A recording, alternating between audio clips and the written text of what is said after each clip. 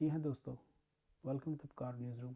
आपका own host Romel Gujar एक बार फिर हाजिर एक नई पर्सनैलिटी के साथ। इस हफ्ते की पर्सनैलिटी हमारे एक सिंगर, राइटर जो कि पोइट भी हैं और फिल्म भी लिखते हैं। बुलाएंगे आपको अजय खामोश से। अजय भाई, welcome to the Bakar show. Thank you.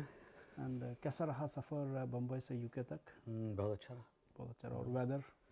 Weather अब तो आदत पड़ गई, आदत पड़ गई। आते जाते रहते ना, तो अब तो आदत ठीक पड़ है। गई। आपका जो बॉलीवुड का करियर है वो जी। कैसे आगाज़ हुआ, यानी कि एक्टिंग से, राइटिंग से, सिंगिंग से? शुरुआत हुई गाने से, हम्म, संगीत से। हम्म, बेसिकली मैं सिंगर हूँ, क्लासिकल सीखा, गज़ल गाना शुरू किया, गज़ल के प्रोग्राम्स करने यूके आया पहली बार 87 में। It was some 21 years back. उसके बाद आता रहा, प्रोग्राम्स करता रहा, यहाँ लोगों से मुलाकात होती रही, दलजीत जैसे दोस्त बने। उसके बाद मैंने एक ब्रेक लिया क्योंकि मुझे ऐसा लगा कि गज़ल का सीन जो है वो उतना रंगीन नहीं रहा था जितना पहले था, और I was not enjoying it. तो मैंने एक चेंज ओवर लिया, और कहीं अंदर एक राइटर भी मौजूद था जो बाहर आना चाहता था। TV was picking up in India, नया नया जी टीवी और सोनी टीवी, ये सब नई चैनल्स आ रही थी। तो मैंने राइटिंग में शिफ्ट कर लिया और लिखना स्टार्ट किया। I was writing TV programmes, TV dramas, और काफ़ी लिखा। जैसे आप खुद गज़ल गायक हैं और गज़ल गाते हैं, और आपका तो कभी आप अपने एक आरामदेह मूड में हो तो किसकी गज़ल ज़्यादा सुनना पसंद करते हैं आप? गुलाम अली खान साहब। गुलाम अली खान साहब। हमेशा। तो गज़ल्स के एल्बम्स कितने रिलीज़ किए टोटल आपने आज तक? हिंदी में, हिंदी उर्दू गज़ल में मैंने एक दो एल्बम्स रिलीज़ किए।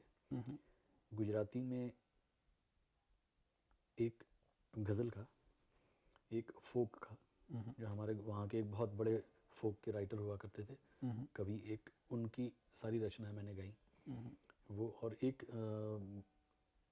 भजन का, मतलब जैन स्तवन जो कहते हैं, उसका एल्बम रिलीज़ किया। तो समझ लीजिए करीब 5 एक एल्बम्स रिलीज़ हुए टोटल। कि फिर सिंगिंग का दौर थोड़ी देर के स्टॉप करके आप टेलीविज़न में चले गए, इसका क्या वजह थी? 2 वजह थी। एक तो ये था कि एक ऐसा दौर आया था जब गज़ल सुनने वाले जो है वो गज़ल से दूर हो रहे थे। वो माहौल नहीं रहा था जो जो हुआ करता था लेट 80s में। हमने जो माहौल देखा था वो 90s के बिगिनिंग में, वो धीरे धीरे करके गज़ल का वो माहौल ख़त्म होता नज़र आ रहा था।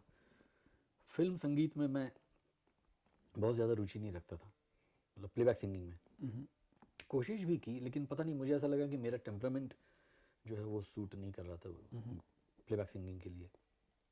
तब हिंदुस्तान में ये नई चैनल्स आना शुरू हुई, जी टीवी शुरू हुआ और प्रोग्राम्स शुरू हुए। तो कहीं ना कहीं अंदर एक राइटर तो था ही। मैं अपनी गज़लें लिखता था, मैं शेर व शायरी करता था, और तब मुझे लगा कि कुछ बदलाव चाहिए ज़िंदगी में।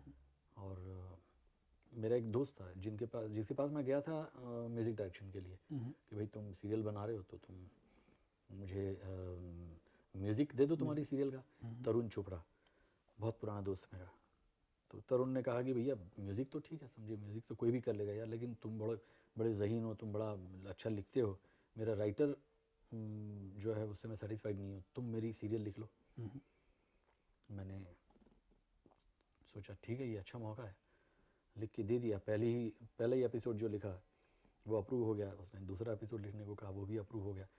तो कर्म नाम की ये सीरियल थी जो वहाँ पे एल टीवी, जी टीवी का ही दूसरा एक हिस्सा माना जाता था, उस पर आई थी।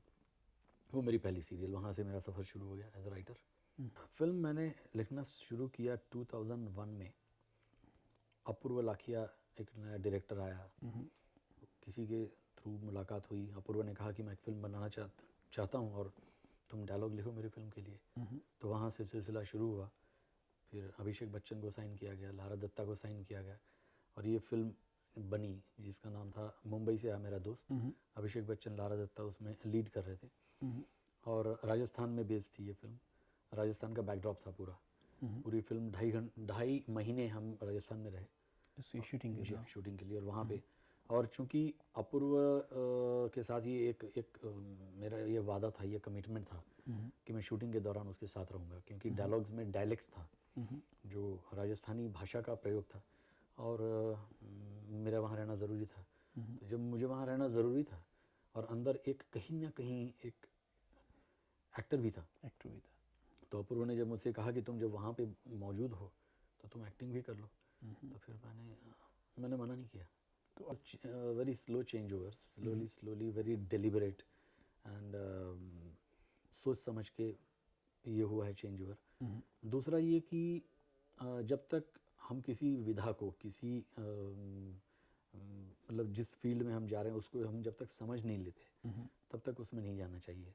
तो आई टुक माई टाइम, मैंने सोच समझ के धीरे धीरे जब मुझे लगा कि मैं तैयार हूँ तो मैं उसमें आया। जैसे संगीत से राइटिंग में आया, राइटिंग की विधा को समझा, उसको पकाया, मजबूत किया, बहुत लिखा। मैंने ये नहीं देखा कि मुझे इसके लिए पैसे मिल रहे हैं कि नहीं, ये एयर पे जाएगा कि नहीं। कोई भी मिलता था और कहता कि अजय कुछ लिखो, और मैं लिख देता था। तो इस तरह मैंने अपने आप को बहुत अच्छी तरह पका के तैयार किया एज अ राइटर।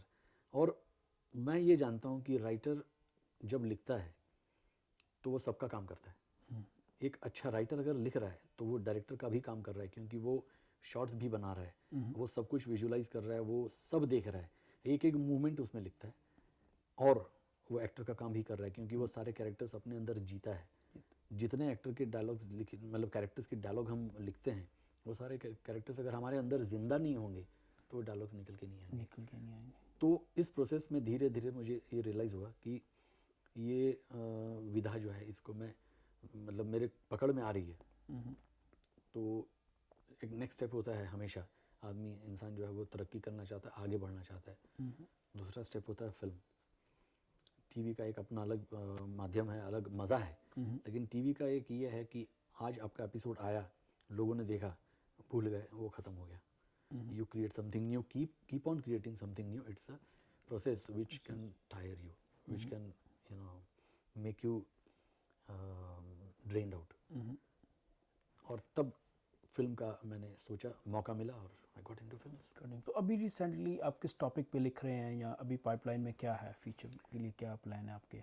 अभी एक फिल्म मैंने कंप्लीट की जिसके मैंने डायलॉग्स लिखे, उसका नाम है इडियट बॉक्स। जी हाँ, वो it's a comedy, very cute nice comedy film जो अब रिलीज़ पर है। मेरे ख्याल में दिसंबर में रिलीज़ है इसी साल। जी हाँ। तो वो एक है जो रिलीज़ पर है। इसके अलावा एक फिल्म है जिसका शूटिंग चल रहा है।